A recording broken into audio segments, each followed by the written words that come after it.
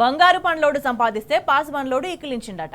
BJP వ్యవహారం చూసి సామెతను కూడా మార్చి రాయాల్సి వచ్చింది. ఏం చేస్తాం, అచ్చం అట్లానే ఉంది మరి బీజేపీ తీరు. సొమ్ము దక్షిణాదిది, సోకు ఉత్తరాదిది. మన సొమ్ము తిని మనల్నే అంటారట. ఇదెక్కడి పంచాయతీ? కష్టం ఎవడిది, తినేది ఎవడు? బీజేపీ సిద్ధాంతం అదేదో సినిమాలో సీన్ గుర్తుకు తెస్తుంది.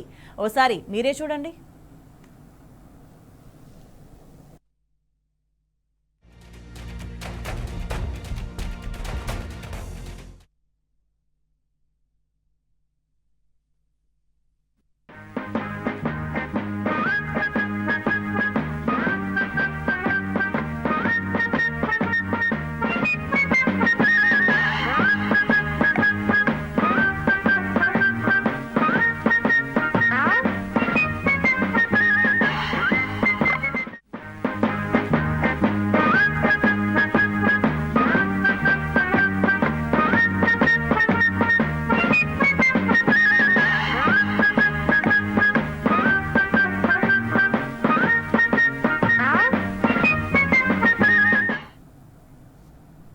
ఇది సంగతి.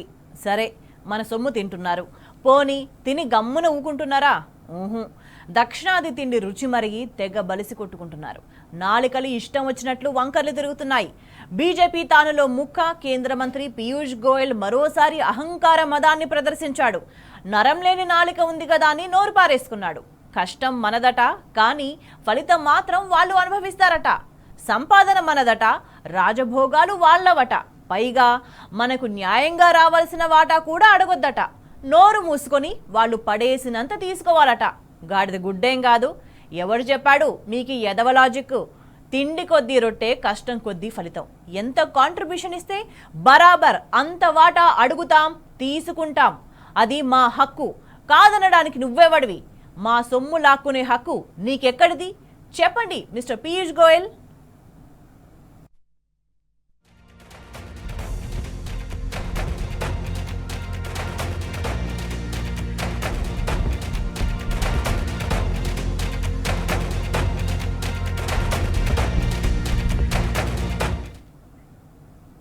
గతంలో కూడా ఇదే పీయూష్ గోయల్ తెలంగాణను ఘోరంగా అవమానించాడు. తెలంగాణ ప్రజలను, మన ఆహార అలవాట్లను కించపరిచాడు. తెలంగాణ ప్రజలకు నూకలు తినడం అలవాటు చేయాలని అడ్డమైన కూతలు కూశాడు. మరి తెలంగాణ జోలికొస్తే కేసీఆర్ ఊరుకుంటారా? కోదమ సింహంలా గర్జించారు. మమ్మల్ని నూకలు తినమంటావా, ఎంత కండకావరం అంటూ పీయూష్కు లెఫ్ట్ అండ్ రైట్ ఇచ్చుకున్నారు. దేశానికి ఫైన్ రైస్ అందించే తెలంగాణ ప్రజలు నూకలెందుకు తినాలంటూ ఆనాడు చెడామడ వైన్ చేశారు కేసీఆర్. ఎంత తెలివి తక్కువగా ఆ మంత్రికి అసలు మెదడు, జ్ఞానం, బుద్ధి ఏమైనా ఉందా లేదా కూడా అర్థం కాదు. అతను నూకలు తినడం అలవాటు చేయండి మీ రాష్ట్రానికి. మంచి ఫైన్ రైస్ పండించి అద్భుతమైన పంటను దేశానికి అన్నం పెట్టే రైతాంగానికి వాళ్ళు వడ్లు పండించి మంచి బియ్యమే దేశానికి అనంటే వాళ్ళు నూకలు తినన్నట్టు. ఎంత గర్వం అండి, ఎంత అహంకారం. దేశానికి అద్భుతమైన పంట పండించి అన్నం అందించేటువంటి తెలంగాణ ప్రజలను మీరు నూకలు తినండి, నూకలు తినడం అలవాటు చేయండి అని చెప్పడం. తెలంగాణ పోరాటాల నేల. మా జోలికొస్తే ఈ గడ్డ మీది గడ్డి పరక కూడా గడ్డపారలా తిరగబడతది. అందుకే ఆనాడు పీయూష్ గోయల్ బలుపు మాటలపై యావత్ తెలంగాణ అగ్గై మండింది. కేంద్ర పెద్దల దురహంకారాన్ని దనుమాడింది. అప్పటి తెలంగాణ వ్యవసాయ మంత్రిగా నిరంజన్ రెడ్డి కూడా పీయూష్ గోయల్ కు దిమ్మ తిరిగే కౌంటర్ ఇచ్చారు. अगर तेलंगाना सरकार कुछ करना चाहे, वो वास्तव में किसान हित सरकार हो, तो उन्होंने अपनी जिम्मेदारी निभानी चाहिए. ఇంకా ఏమంటాడు? ఆపి ఖరీదులో ఆప్కే రాష్ట్ర మీ రాష్ట్రం నుంచి మీరే కొనుగోలు చేయండి. అరే మేము కొనుగోలు చేసి మేము ఏం చేస్తామా? మా చేతిలో ఏం వ్యవస్థ ఉంది? పైగా నూకలు వస్తాయి ఇప్పుడు యాసంగి మొత్తం. ఆప్కి అవాంకు ఆదత్ కర్దో అంటాడు, మీ ప్రజలకు అలవాటు చేయండి అంటాడు. నాకు మార్కెట్లో దుకాణంలో ఏవి అమ్ముడు పోతాయో అవే నేను కొంటాను, మిగతా నేను కొనను అంటాను నిస్సిగ్గుగా. ఇదేం నీతి అండి?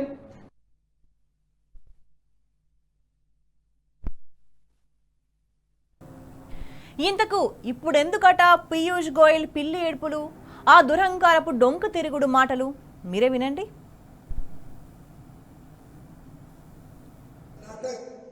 तेलंगाना ऐसे कुछ राज्य है, तमिलनाडु, जो आदमी ये कहते हैं कि जितना टैक्स हमने भरा उतना हमको वापस मिलना चाहिए।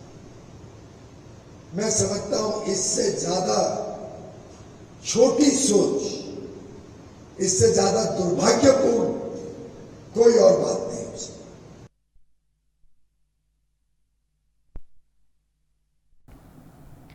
ఇది ఆయన గారి కడుపులో విషం. కేంద్రానికి ఎక్కువ ట్యాక్సులు కడుతున్నామని తెలంగాణ, కర్ణాటక, తమిళనాడు రాష్ట్రాలు అంటున్నాయి. అదే స్థాయిలో పన్నుల వాటా కూడా అడుగుతున్నాయి. ఇంతకన్నా చోటి సోచ్ ఇంకోటి ఉండదు. ఇంత దౌర్భాగ్యంగా ఎవరూ మాట్లాడరంటూ కాకి సోకాలు పెట్టాడు పీయూష్ గోయల్.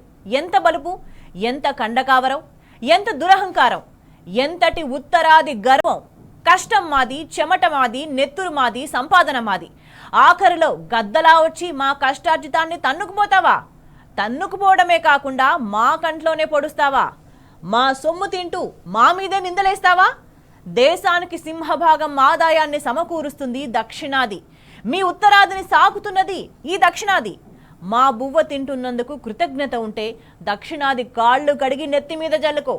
దక్షిణాది ప్రజల కృషిని చాదనైతే మెచ్చుకో, లేకపోతే నోరు మూసుకో. అంతేగాని ఇట్లా నోరు పారేసుకోకు.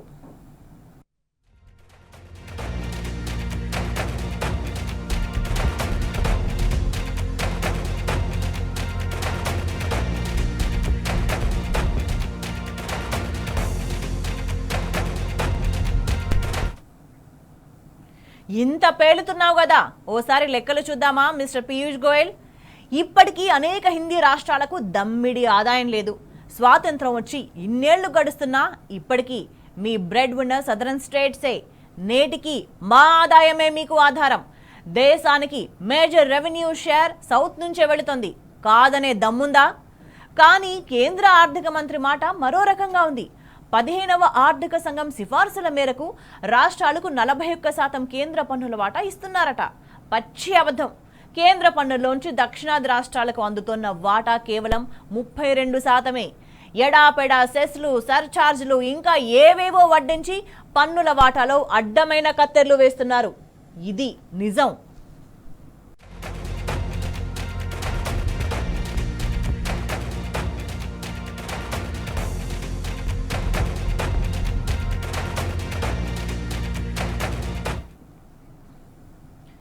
రెండు 2025-26 బడ్జెట్ ప్రతిపాదనల ప్రకారం కేంద్ర పన్నుల వాటాలో హిందీ రాష్ట్రాలకు ఏకంగా 7,34,379 కోట్లు కేటాయించారు.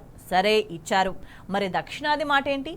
దక్షిణాదిలోని రాష్ట్రాలన్నింటికీ కలిపి 2,24,746 కోట్లు మాత్రమే విదిలించారు.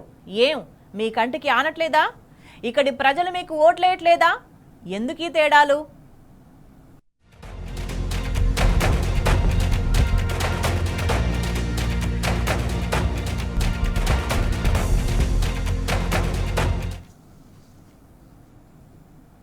ఇక రాష్ట్రాల వారీగా చూస్తే వచ్చే ఆర్థిక సంవత్సరానికి గాను యూపీకి 2,55,172 కోట్లు, మధ్యప్రదేశ్కు 1,11,000 కోట్లు, రాజస్థాన్కు 85,000 కోట్లు.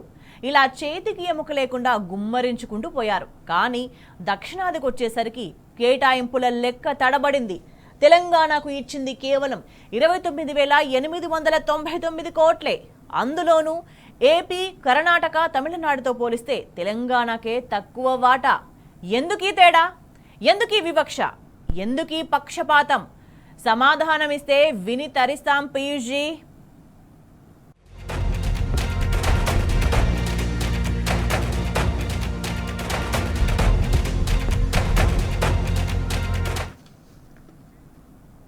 పాత లెక్కలు తవ్వినా సేమ్ సీన్. దక్షిణాదికి ఎప్పుడూ అన్యాయమే. మన ఆదాయాన్ని జేబులో వేసుకొని మనకే ఖాళీ చేతులు చూపిస్తున్నారు. వాస్తవానికి 1991 ఆర్థిక సరళీకరణల తర్వాత అన్ని దక్షిణాది రాష్ట్రాలు ఆర్థికంగా పుంజుకున్నాయి. ఏటేటా వృద్ధి సాధిస్తున్నాయి. ముఖ్యంగా 2014 నుంచి 2023 వరకు, అంటే 9 ఏళ్ల పాటు తెలంగాణ రాష్ట్రం సాధించిన ఆర్థిక వృద్ధి అమోఘం. మరే దక్షిణాది రాష్ట్రానికి సాధ్యం కానిది తెలంగాణ చేసి చూపింది. That is the magic of KCR.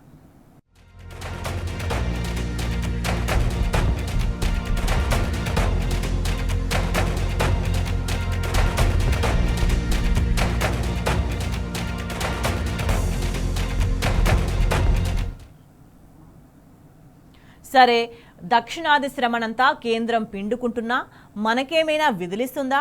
గొప్పగా సాయం చేస్తుందా? ఎప్పుడూ ఆర్యభట్టు వారి అంకేగా. పైగా ఇచ్చే ఆ పిసరంతలో కూడా పనసంత కోతలు. కేంద్ర పన్నుల వాటాలో తెలంగాణ ఏటేటా తీవ్రంగా నష్టపోతూ వస్తుంది. 2020-21 నుంచి 2024-25 వరకు మనకు జరిగింది పూరా లాసే. దానికి రీజన్ 15వ ఆర్థిక సంఘం ఇచ్చిన అస్తవ్యస్త సిఫార్సులే. దానివల్ల 2025-26 ఆర్థిక సంవత్సరంలో కూడా కేంద్ర పన్నుల వాటాలో నుంచి తెలంగాణ ఏకంగా 5,000 కోట్లు నష్టపోనుంది. మరి ఈ డబ్బు ఎవడిస్తాడో చెప్పండి పీయూష్ సాబ్.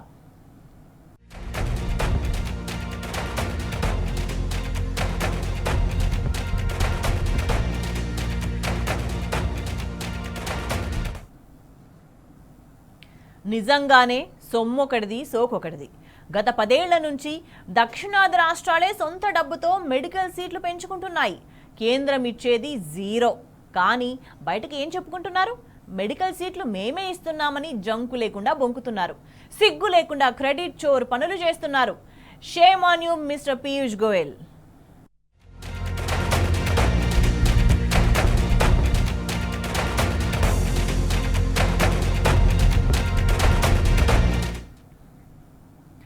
ఇక పీయూష్ గోయల్ వ్యాఖ్యలపై భగ్గుమన్నారు మాజీ మంత్రి హరీష్ రావు.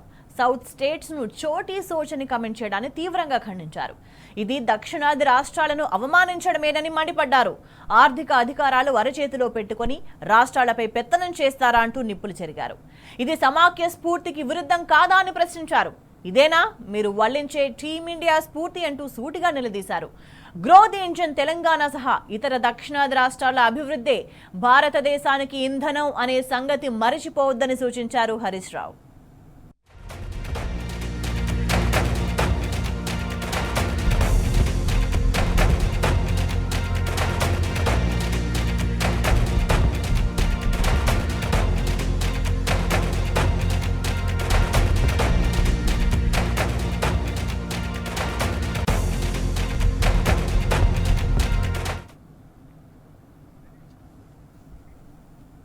ఒక్క పీయూష్ గోయలే కాదు, బీజేపీ నేతలంతా ఇంతే.